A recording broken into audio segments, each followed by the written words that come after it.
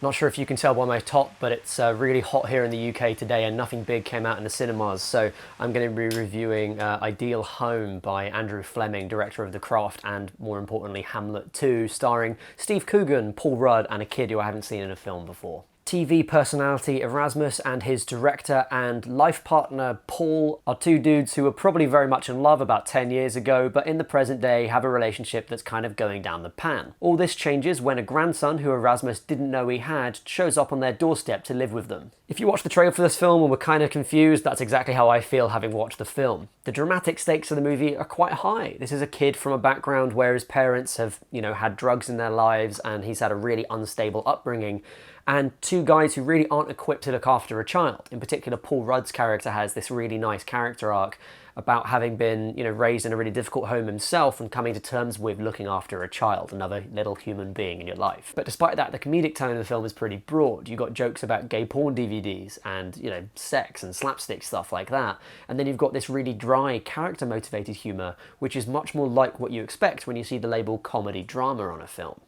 It's not frequent that you have a comedy drama where the comedy is just pratfalls and the rest of it is really sad. The comedy is better when it's the dry stuff. The dialogue in the film is often really well observed and it's very well performed by Paul Rudd and Steve Coogan, both of whom are really capable of handling these sorts of characters. I think in particular Coogan is used to playing these unredeemable kind of bad people who are nevertheless sort of endearing in some way, and Erasmus is very much a character in that vein, although he's a little bit more redeemable than someone like Alan Partridge, probably because he's not so completely deluded.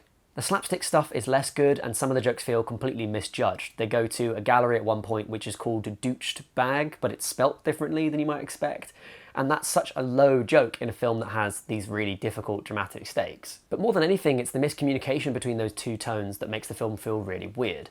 There's one scene when the guys have to deal with a really serious issue with the kid and they're having a kind of heart-to-heart chat with him. There are some jokes in this scene as well. They basically bribe him not to do the thing, but they're very much character motivated. They're part of the story that's dramatically told.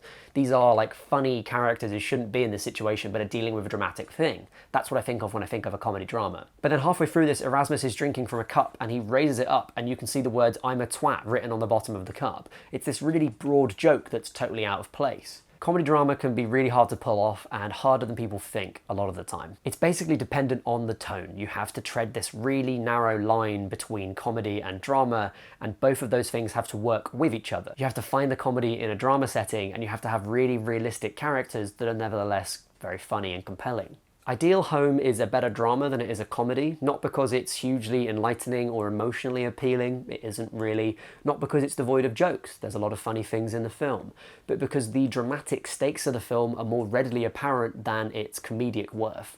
Unfortunately, the value that it could deliver as a drama is ultimately undercut by this really mismatched set of comedic tones that are all competing with each other, and by, I think in a technical sense, a real over-reliance on music. It often has this glurgy indie music that comes in just when the emotional stuff is happening, and it makes the film feel inconsistent in a way that just highlights the disconnect between the drama and comedy elements of the movie. But it's not terrible by any stretch of the imagination. There's a fair few well-observed, well-represented sequences, these little stories that come through the film that are really worthy, quite funny, often dramatically compelling. It's just that none of it quite hangs together. It's a real reminder that middling to bad movies don't have to have one big thing wrong with them, like missing a second act or not having character arcs for its main cast. Sometimes it can just be 100 little things that are wrong.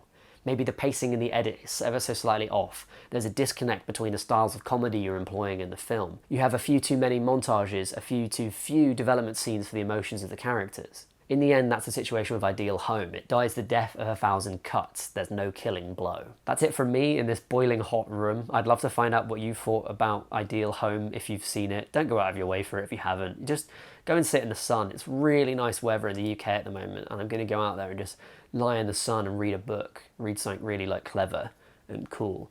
And definitely not sit here with the fan on and play Sims 3. That's definitely not what I'm going to do.